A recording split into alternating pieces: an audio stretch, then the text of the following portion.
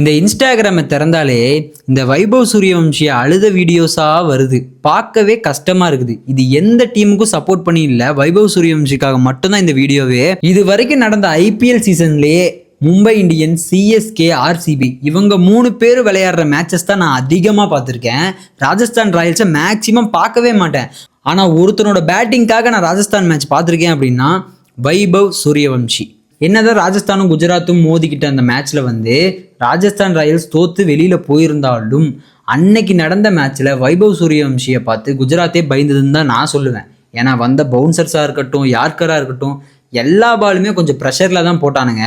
இன்னொன்று என்ன அப்படின்னா 70 ரன் அடிச்சுக்கிட்டு ஃபேன்ஸ் எல்லாம் வீட்டுக்கு போக சொல்றவன், அப்புறம் இந்த உஷ்ங்கிறவன், இவனுங்க மத்தியில 15 வயசுல இந்த சீசன்லயே 776 ரன் அடிச்சு ஆரஞ்சு கேப் வச்சிருக்கிறான். கடைசி 2 மேட்ச்ல 3 ரன் 4 ரன் வித்தியாசத்துல செஞ்சுரியை மிஸ் பண்ண அவன் எந்த ஒரு ஆட்டிடியூடும் இல்லை, ரொம்ப எளிமையாகவும் அடக்கமாகவும் இருக்கிறான். அது மட்டும் இல்லை, இந்த சீசன்ல வைபவ் சூரியவம்சியோட ஆட்டத்தை பார்த்து வியந்து போன இந்த எஸ்எஸ் பேட் இருக்குல்ல, அதான் அவர் யூஸ் பண்ணக்கூடிய அந்த பேட்டு.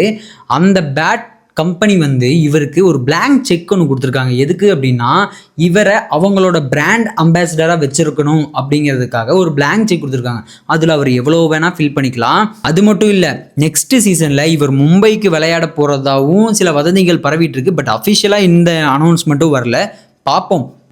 அது மட்டும் இல்லை, இந்த சீசனில் இந்த பையனோட விளையாட்டை பார்த்துட்டு எல்லாரும் சொல்லிட்டு இருக்காங்க. ஏன் நானே சொல்கிறேன், இந்த பையனை ஏங்க இந்தியா டீமில் ஆட வைக்கக்கூடாது அப்படின்னு. பட் அது சம்பந்தமான பேச்சுவார்த்தைகளும் போகிறதா சொல்கிறாங்க. அதுக்கு இந்திய முன்னாள் கிரிக்கெட் வீரர் ஆகாஷ் சோப்ரா என்ன சொல்லியிருக்காரு அப்படின்னா, வைபவ் சூரியவம்சியை உடனே அவசரப்பட்டு இந்தியன் கிரிக்கெட் டீமில் சேர்க்காதீங்க. அவர் இன்னும் சின்ன பையனாக இருக்கிறதுனால அவருக்கு கொஞ்சம் திறமையை வளர்த்துக்க நேரம் கொடுங்க அப்படின்ற மாதிரி கேட்டிருக்காரு. எனக்கு என்ன தோணுது அப்படின்னா, அவன் ஆல்ரெடி ஃபார்மில் இருக்கிற மாதிரி தான் இருக்குது. அவனுக்கு ஒரு சான்ஸ் கொடுத்து பார்க்கலாம், அட்லீஸ்ட் ஒரு மேட்ச் 2 மேட்ச் கொடுத்து பார்க்கலான்னு தான் தோணுது.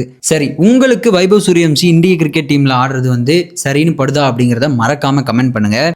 இதே மாதிரியான வீடியோஸை தொடர்ந்து பார்க்க நம்ம பேஜை ஃபாலோ பண்ணிக்கோங்க.